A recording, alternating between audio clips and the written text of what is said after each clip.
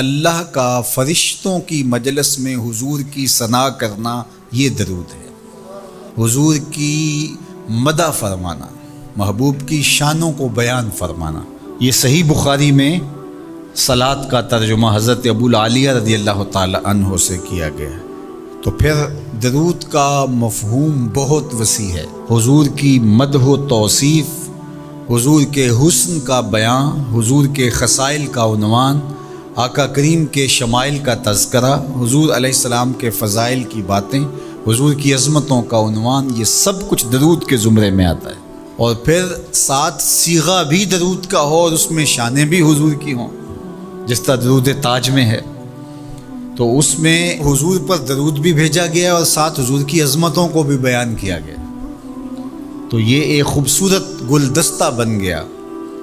درود شریف کے جو مفاہیم بیان کیے گئے ہیں، ان سب مفاہیم کو یہ اپنے جلو میں لیے ہوئے ہے یہ درود۔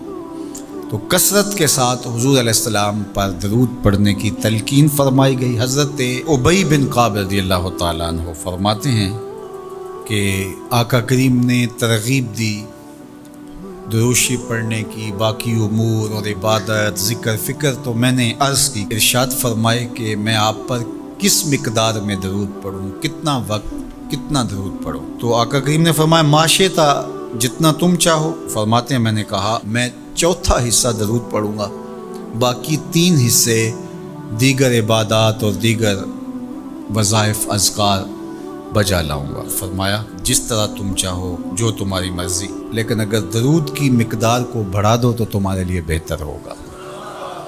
تو میں نے کہا النصف، میں آدھا وقت درود پڑھا کروں گا اور باقی چیزیں باقی آدھے وقت میں کروں گا۔ فرمایا جس طرح تم چاہو، لیکن اگر درود کی مقدار کو بڑھا دو تو تمہارے لیے بہتر ہوگا۔ میں نے کہا کہ حضور میں 2 حصے درود پڑھوں گا اور 1 حصہ باقی وظائف اوراد بجا لاؤں گا۔ فرمایا جیسے تمہارا دل چاہے، لیکن اگر تم درود کی مقدار کو بڑھا دو تو تمہارے لیے بہتر ہوگا۔ فرماتے ہیں میں نے کہا حضور میں پڑھوں گا ہی درود، سارا وقت میں آپ پہ درود ہی پڑھتا رہوں گا۔ فرمایا پھر تمہارے سارے دکھ، تکلیف، اذیتیں، پریشانیاں، اس کے لیے یہ درود کفایت کرے گا اور تمہارے گناہوں کی مغفرت فرما دی جائے گی۔ تمہاری پریشانیاں، تمہاری اذیتیں، تمہارے دکھ، دور موجود میں لفظ بولا جاتا ہے ٹینشن، تمہاری ساری ٹینشن، تمہارے سارے معاملات حیات کی بے ترتیبیاں، پریشانیاں، دکھ، اذیتیں، سب کچھ ختم ہو جائے گا۔ درود سب دردوں کا مداوع ہو جائے گا، سب دکھوں کا علاج ہو جائے گا، سب پریشانیوں کا حل ہوگا، سب مصیبتوں کا مداوع بن جائے گا، اور ساتھ ساتھ تمہارے گناہ بھی بخش دیے جائیں گے۔ تو درود جتنی کثرت کے ساتھ پڑھا جائے اللہ کی اتنی ہی رحمتیں نازل ہوتی ہیں۔ تو باقی وظیفے، باقی اوراد وہ بھی فضل و شرف والے ہیں، لیکن حضور نے فرمایا کہ پھر تمہارے لیے درود ہی کافی ہو جائے گا۔ اللہ اکبر۔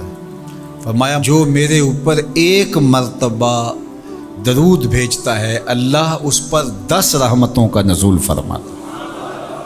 اور ایک حدیث میں آیا جو 1 مرتبہ میرے اوپر درود بھیجتا ہے اللہ اس کے 10 گناہ معاف کرتا ہے، 10 درجے بلند کرتا ہے اور 10 رحمتوں کا نزول فرماتا ہے۔ تو درود پڑھا حضور پہ کام اپنا بن رہا ہے۔